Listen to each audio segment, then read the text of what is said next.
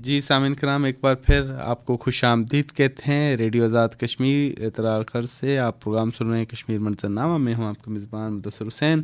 اور سامعین کرام، اس وقت ہمارے ساتھ ٹیلی فون لائن پر موجود ہیں حریت رہنما زاہد صفی صاحب، اور ان سے موجودہ کشمیر کی صورتحال کے حوالے سے اور دیگر جو موضوعات ان پہ گفتگو کریں گے. السلام علیکم زاہد صاحب.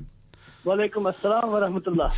زاہد صاحب، ہم آپ سے یہ معلوم کرنا چاہیں گے پہلے تو اس وقت جو اسٹل موجودہ صورتحال ہے مقبوضہ کشمیر کی، اس کے حوالے سے ہمارے سامعین کو تھوڑا سا اپڈیٹ کر دیجیے گا کہ کیا صورتحال چل رہی ہے، کیونکہ ایک جانب تو یوم جمہوریہ آ رہا ہے، اس کے حوالے سے بھی خبر ہے کہ گرفتاریوں کا ایک سلسلہ جاری اور ساری ہے.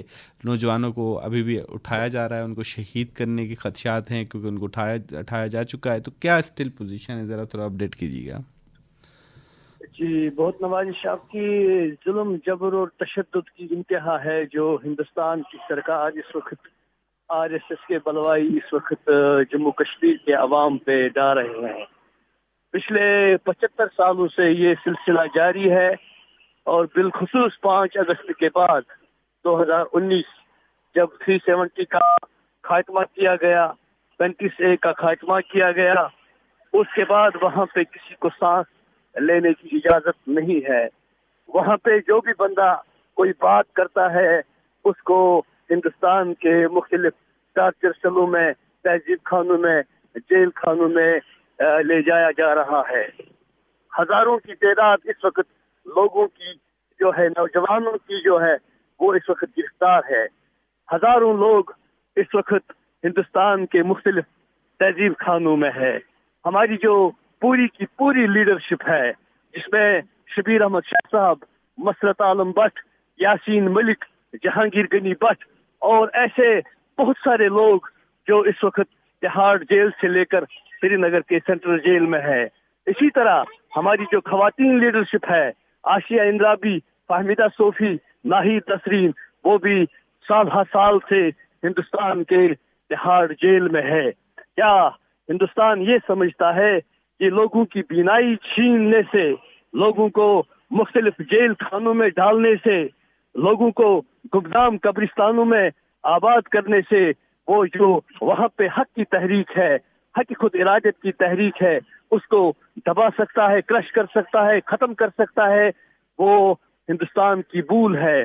وہاں پہ لوگوں نے یہ عزم کیا ہے. لوگ اس وقت جنہوں نے اس تحریک میں اپنی جانیں نشاور کی، اپنی بینائی نشاور کی، سال ہر سال سے مختلف جیلوں میں، قید خانوں میں ہے، وہ انہوں نے یہ ساری قربانیاں حق کی خود ارادت کے حصول تک جاری رکھنے کا عزم کیا ہوا ہے. ہندوستان کی یہ بھول ہے کہ وہ اس دہشت سے، اس وحشت سے لوگوں کو ڈرا دھمکا کے، لوگوں کو نظر بند کر کے اس تحریک کو ختم کر سکتا ہے. بلکہ کشمیری عوام ہمت کے ساتھ، حوصلے کے ساتھ، عزم کے ساتھ حصول حق خود ارادت تک اپنی جدوجہد جاری رکھیں گے. اور ہم کوئی ہندوستان کا، ان کا اٹوٹ انگ کی بات نہیں کر رہے. ہم دہلی کی بات، بمبئی کی بات، مدراس کی بات، کلکتہ کی بات نہیں کر رہے ہیں، بلکہ ہم بات کر رہے ہیں ڈسپیوٹڈ جو علاقہ ہے، جو متنازع علاقہ ہے، جموں کشمیر. آنجانی نہرو نے سری نگر کے لال چوک میں ہم سے وعدہ کیا ہے کہ یہاں پہ پلبسٹ ہوگا.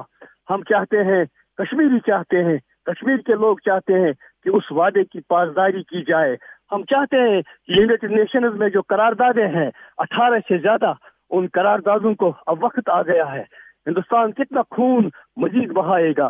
انٹروین کرنا چاہیے دنیا کو، یونائٹڈ نیشنز کو آگے آنا چاہیے، اور جو حق ہے، جو حق خود ارادت وہاں پہ جو ڈیمانڈ کر رہے ہیں کشمیری عوام، ان کو وہ موقع ملنا چاہیے اپنے سیاسی مستقبل کے فیصلے کا. صحیح. اچھا زاہد صفی صاحب، آپ نے تفصیلی طور پہ بات بتائی. اب 26 جنوری کی طرف چلتے ہیں نا، جو یوم جمہوریہ ہے بھارت کا، جو بھارت مناتا ہے، جس کو یوم سیاہ کے طور پہ کشمیر کی عوام بھی مناتی ہے. یوم جمہوریہ جو بھارت مناتا ہے، کیا پوری دنیا کو علم نہیں ہے کہ یہاں پہ جمہوریت کا تو تصور ہی نہیں ہے، نام و نشان نہیں ہے؟ مقبوضہ کشمیر کے اندر جس طرح کے مظالم ہیں، وہ جمہوریت کا تسلسل تو نہیں کہا جا سکتا. وہاں پہ تو آمریت کا ذکر کہا جاتا ہے. بلکہ مقبوضہ کشمیر کی عوام یا لیڈران تو 70 سالوں سے کہہ رہے ہیں. اب تو بھارت لوگ بھی کہنا شروع ہو گئے کہ یہ بھارت کی جو حکومت ہے وہ ڈکٹیٹر ہے، جمہوری نہیں ہے. تو یہ سوال اٹھ رہے ہیں ابھی. جی ہندوستان کے اندر سے اٹھ رہے ہیں. ہندوستان میں جو اقلیتیں ہیں، دلت وہاں پہ جو ہے، وہاں پہ جو کرسچن ہے، وہاں پہ جو مسلمان ہے، ان کے ساتھ اس مودی کے دور میں یا اس سے پہلے بھی کیا کچھ نہیں ہوا. وہاں کرسچنز کے ساتھ کیا ہوا، وہاں دلتس کے ساتھ کیا ہوا، وہاں مسلمانوں کے ساتھ شک کی بنیاد پہ گوشت قربانی کی بنیاد اس پہ ان کو قتل کیا گیا، لوگوں کو مارا گیا. تو کون سا حق رکھتا ہے بھارت ہندوستان یوم جمہوریہ منانے کا؟ کیا لوگوں کو اب آنکھیں کھلنی چاہیے. لوگ اب دیکھ رہے ہیں، ہندوستان کے اندر سے بھی آوازیں اٹھ رہی ہے اور ہندوستان کے باہر سے بھی اب آوازیں اٹھنا شروع ہو گئی ہیں. پہلے لوگ گونگے بنے ہوئے تھے، اندھے بنے ہوئے تھے، بہرے بنے ہوئے تھے. اب لوگوں کی سمجھ میں آ رہا ہے کہ ہندوستان کے اندر جو لوگ ہیں، جو ہماری جموں کشمیر کی تحریک کو دہشت گردی سے جوڑ رہے تھے، اب ان کو سمجھ آ رہا ہے. کشمیری جو کہہ رہے تھے ہندوستان کے بارے میں، ہندوستان کی فوج کے بارے میں، ہندوستان کی حکومت کے بارے میں، وہ سچ کہہ رہے تھے. صفی صاحب یہ بھی تھوڑا سا بتاتے جائے گا کہ مقبوضہ کشمیر کے اندر کیونکہ گرفتاریوں کا سلسلہ شروع ہو چکا ہے، یوم جمہوریہ سے پہلے یہ کارروائی میں تیزی آئی ہے، اس کے پیچھے بھارت کے کیا مقاصد ہیں؟ بھارت تو کارروائیاں کر رہا ہے، گرفتاریاں بھی کر رہا ہے، مظالم بٹھا رہا ہے، قتل بھی کر رہا ہے، نوجوانوں کو شہید کر رہا ہے، لیکن یوم جمہوریہ سے پہلے یہ کارروائیوں میں تیزی آنے کا کیا مقصد ہے؟ اصل میں وہ دنیا کو ڈسیو کر رہا ہے، دنیا کو دھوکہ دینے کی کوشش کر رہا ہے.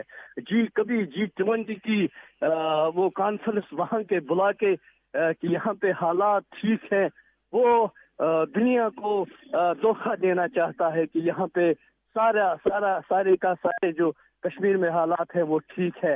ایسا نہیں ہے. وہ اسی لیے وہاں پہ فیک انکاؤنٹرز کر رہا ہے، جعلی مقابلے کر رہا ہے، لوگوں کو گمنام قبرستانوں میں آباد کر رہا ہے. خوف اور وحشت، جو میں نے پہلے بھی کہا، وہاں پہ کسی کو سانس لینے کی اجازت نہیں ہے.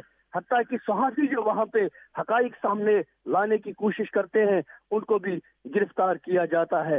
تو ہندوستان اسی مقصد کے لیے وہاں پہ وحشت اور دہشت کے ذریعے سے، تاکہ لوگ جو ہے وہ پروٹیسٹ نہ کرے، وہ سامنے نہ آ جائیں، وہ کوئی بات نہ کرے، پہلے ہی ایک دہشت کا ماحول وہ بنا رہے ہیں، لوگوں کو گرفتار کر رہے ہیں.